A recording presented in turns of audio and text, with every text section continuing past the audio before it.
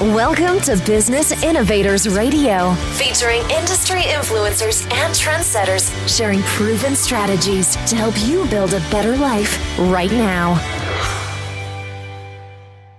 Welcome to this episode of Secrets of Success in this special edition Outbox Obesity episode, where we share expert solutions that serve your personal and professional life. I'm your host, Christine Love, and today our special guest is Paige Love, a registered dietitian and owner of Nutrifit Sport Therapy, Inc.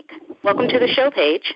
Thank you, Christine. Glad to be here and excited to share some ideas that hopefully will help people get motivated to get on track with their nutrition and healthy weight management.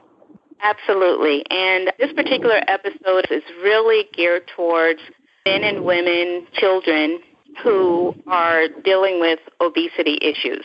I know that as a registered dietitian, working with other dietitians, you really do a holistic type service where you serve the whole person.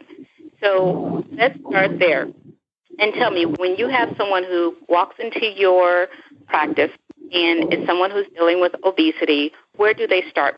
So we spend a nice hour and a half with our clients in the first session to really do a very solid overview of their lifestyle, eating and exercise patterns. And we right away start goal setting with the client, but getting them involved in that process, not just telling them what to do, but really more or less some motivational interviewing and helping them to set goals that they think are reachable and doable. For example, we might start with something as simple as getting one grocery shopping trip in during the week, and then we would encourage in the follow-up for them to actually go on a shopping trip with us, a guided shopping trip. So part of our approach is also very experiential in nature, which has a therapeutic benefit in that the client is actually experiencing doing the goal and seeing that they can actually do it. It's very doable, obtainable by having a guide. So we do a lot of this with the clients. We introduce a concept in the first session. Shopping experiential outings is a common thing that we might do in a second or third session. Dining out patterns. And if a client is struggling with, for example, ethnic foods or Mexican food, for example, that's one that a lot of my clients struggle with. We wouldn't say you can't go to Mexican, because I think we all know that when someone's told they can't do something, they want to do it even more. So we try to shift the attention towards, okay, how can we do this differently? Why don't we try a Mexican dining out outing together? And let's work on this together, and helping them gain the confidence to see how to do it. And that would encourage and include all kinds of things such as slowing down their eating, healthy ordering, portion size, visual check-ins that really help them understand how much they need by maybe even sharing a meal with the dietitian that they're doing the outing with. All those types of things included. So we do dining out outings, we do shopping outings, we even encourage, and this may even be one of the things that happens first, a healthy snack together with a client. So after a first session and we're talking about healthy snacks, I might encourage them to come back to the second session with a healthy snack. And then we again look at portion sizes, we do mindful eating. So a big focus too is mindfulness, awareness of your hunger and fullness cues, awareness of what your body physiologically needs. In our fast-paced culture, that's kind of been left behind, and many people these days have not even been brought up to be aware of hunger and fullness cues. I'm always amazed when I also ask questions about their eating style and pattern, like how are they eating at home, how many clients are eating standing in front of the pantry, eating standing in front of the refrigerator, eating standing up, eating at their desk at work. And so trying to help them to develop normalized, mindful, intuitive eating patterns again, which might be starting with a goal as simple as I'm going to sit down 5 to 10 minutes in a non-distracted manner and try to have a snack.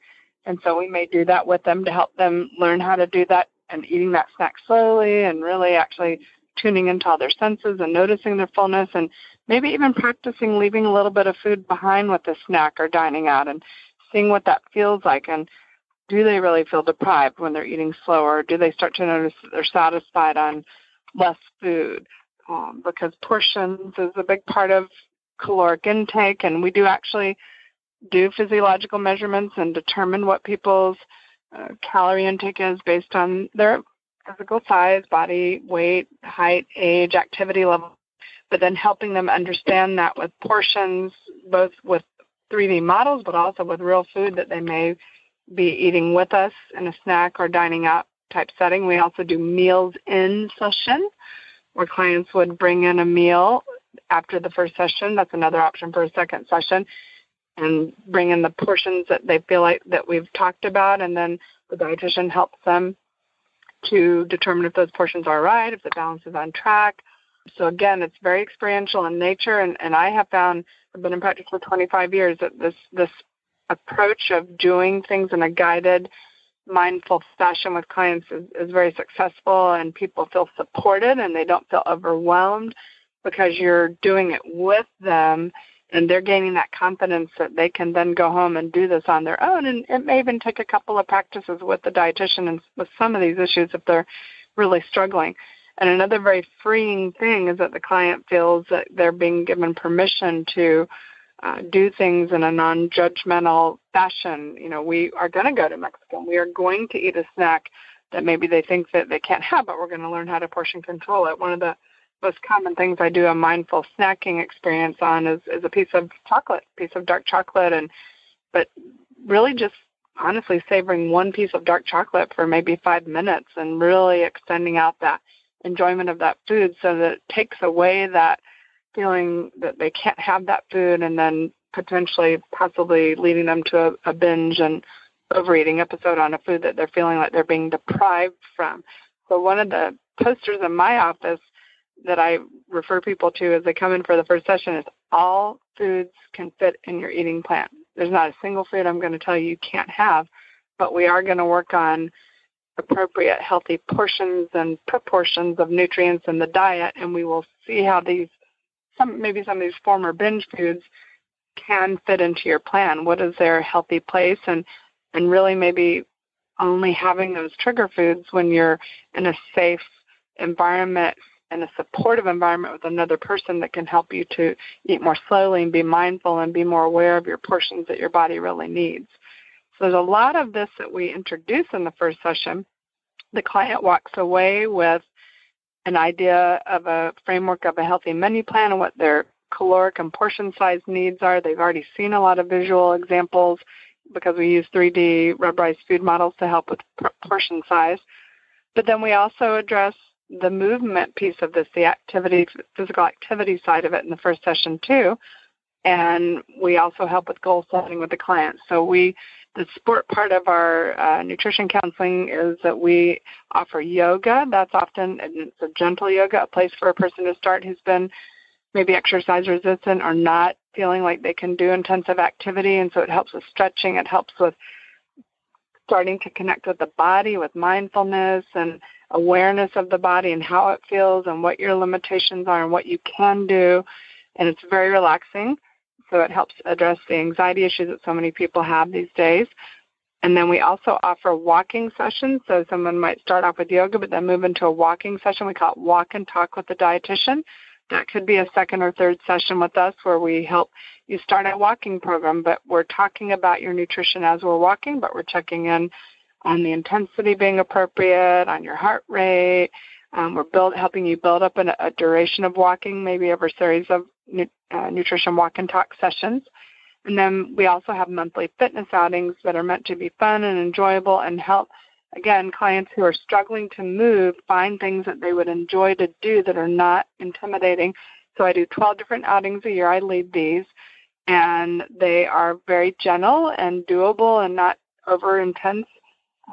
We try to use outdoor public park venues to help people find things that they could maybe then repeat on their own.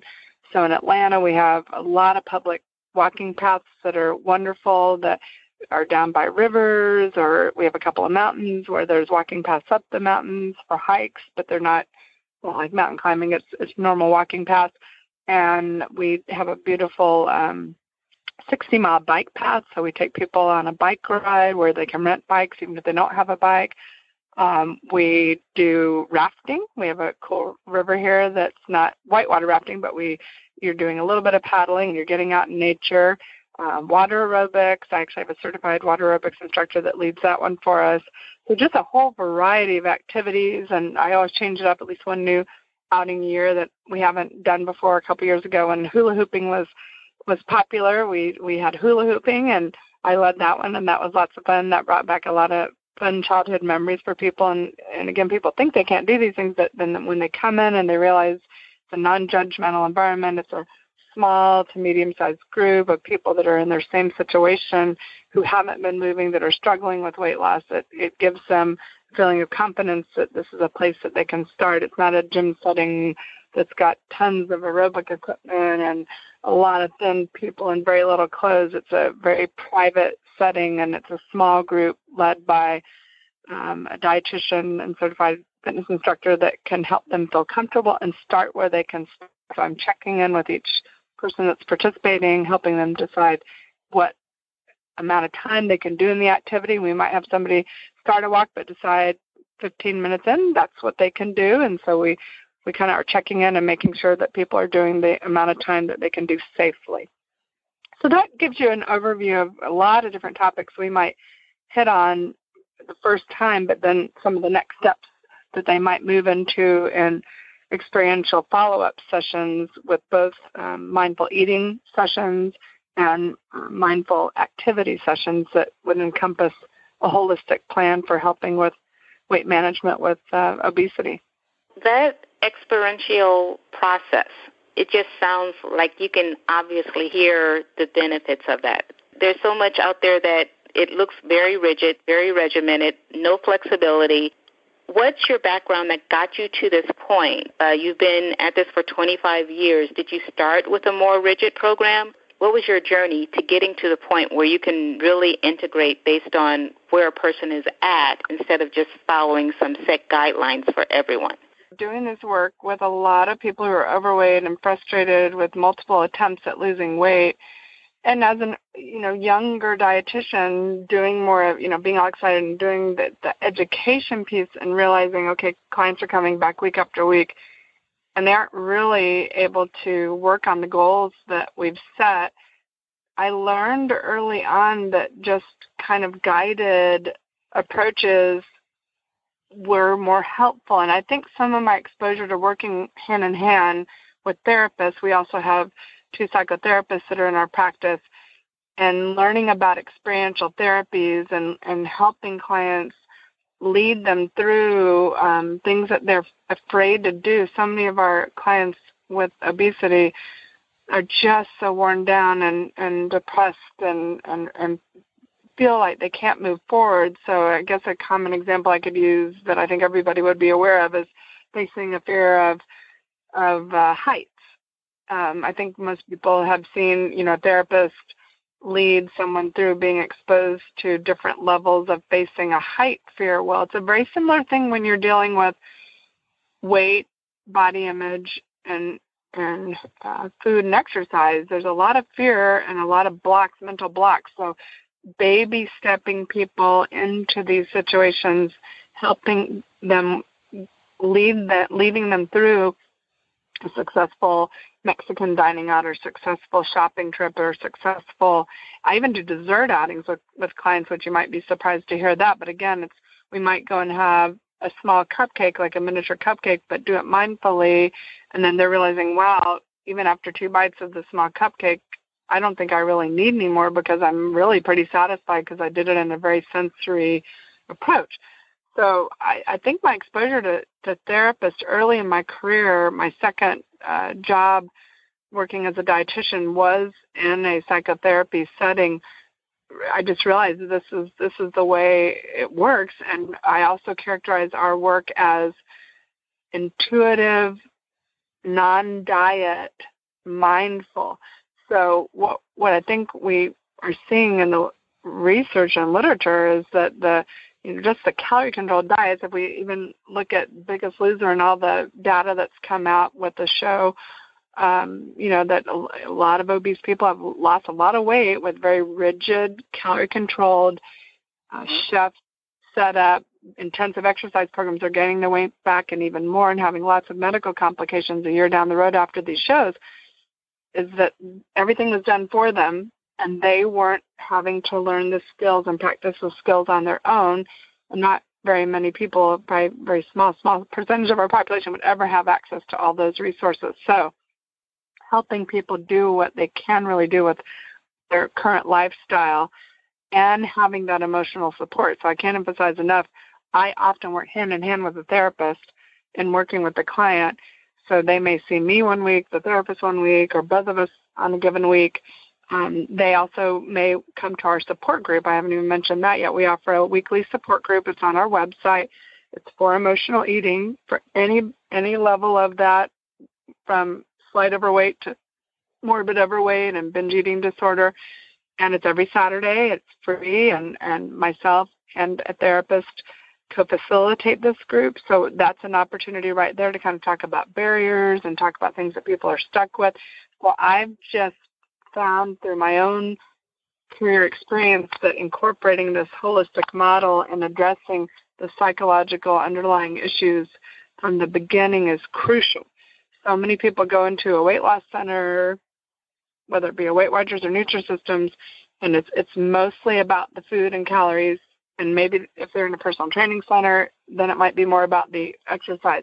But they may not be incorporating the issues, addressing the issues and the underlying things that got them to where they were in the first place. So they can put a Band-Aid on these issues and just address one component, or they can look at the big picture holistically and really be delving into the blocking psychological factors as they are doing the work and learning the skills and practicing the skills in a real-life fashion with a holistic, well-rounded approach, addressing exercise, nutrition, and psychology. So that's really our holistic approach that we use, and we find that it's quite successful. We find that people really feel supported, and they're not as anxious, they're not as fearful, and they're able to move forward with gradual, maintainable weight loss. It's not fast weight loss, and there are little bumps in the road, little blips in their process that we help them through, little relapses that we expect each client to have. And it's a longer process, but it's a more successful process. And people learn life skills that help them manage this for the rest of their life. So our goal is not to have them dependent on us and for us to do everything for them. It's for us to help them learn the skills that they then do on their own. So we're honestly giving homework assignments. Like if we do the Mexican outing, then they're given an assignment to go do that Mexican outing again with a family member or friend and practice the very skills that we did and start solidifying habit change. So re-exposures on their own. This another term for this type of therapeutic approach is exposure therapy. And this has been out there for decades that therapists have done. And I think dietitians and exercise people are a little bit slower to adapt to that because we just haven't had that training. But I think I got that exposure early on in my career and realized how important and how successful it was. And so I have just used that model and incorporated it in with the nutritional counseling approaches that we use. You refer to the exposure and experiential therapy, which appears to be more intimate and involved. Why would you say this is important, not necessarily compared to, but there are other therapies out there that are more traditional that really don't engage the client at that deep of a level? Why is that important? The best way to describe it is the hands-on doing of the thing that's challenging versus just the talking about doing it on your own. That's the difference. Experiential therapies have been proven to kind of move clients through therapeutic emotional issues at a higher, more intensive fashion. And so that's really kind of an example of what we're doing with them. We're not just saying, okay, we're going to give you this homework assignment to do this on your own and then have them come back the next week, as I learned early in my career, and not have done it because they're so afraid to do it. They're so afraid to take that first step. We're helping them take that first step and realize, gosh, I can do this. This isn't as hard, and I'm learning how to get a better handle on this issue for myself. And it takes practice. It's not going to be just a one-time fix.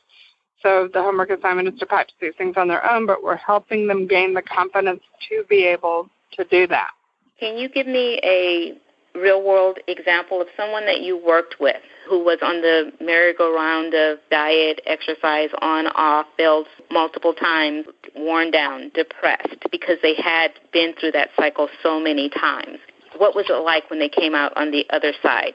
I've got someone in mind that I've been working with for a while. We're still in a process right now, but he was really struggling with multiple fast foods per day and was extremely overweight. And we started with the shopping. I took her on a shopping trip, and she just couldn't believe how helpful that was to have food in her home and to be able to then utilize those foods. I mean, so many people aren't getting out to shop. Maybe they're afraid to even be out in public, so they're not even going into the store. So, I met her at the store. We went around. We did a lot of just basic shopping skills and how to fill a healthy shopping cart. And those groceries lasted her a couple weeks, and she was able to start doing that on her own. It immediately helped her be able to decrease her dining out frequency, and that's a habit that she's been able to continue. So that's just kind of like a little example of a real-life current client who's been able to immediately kind of put that one simple skill into helping her with her weight loss plan. Just getting someone to a grocery store, helping them start to realize they can fill their own healthy grocery cart, and then the impact that has on the rest of their healthy eating plan. So you actually go into the grocery store with them, explain different options that they have so they can have different experiences and different choices available to them. Yeah, so one of the goals may be to help them pick new foods. I often will spend a good amount of time in the produce section. I teach eating with color, for example, nutritional lettuces.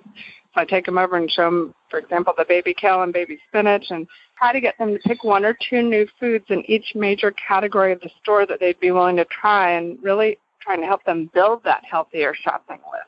But with filling the cart with them the first time so that we know they're going home with some of those healthy new foods. I actually send them a type list of everything that we've bought so that they have their first healthy shopping list, and then I encourage them to save that on their computer, build on that every time they go shopping as they add a new food, and then they start to really have a healthy food list that's doable, things that they've actually bought. So this experiential and exposure therapy, that is incredibly valuable. Tell me, how can our listeners contact you if they want to get more information? They can call 770-395-7331, and we would love to help you or have you at one of our free outings. The fitness outings are free. The emotional eating support group is free. So that's one way to just start with us and check us out and see if it's a good fit for you. Thanks for listening to Business Innovators Radio. To hear all episodes featuring leading industry influencers and trendsetters, visit us online at businessinnovatorsradio.com today.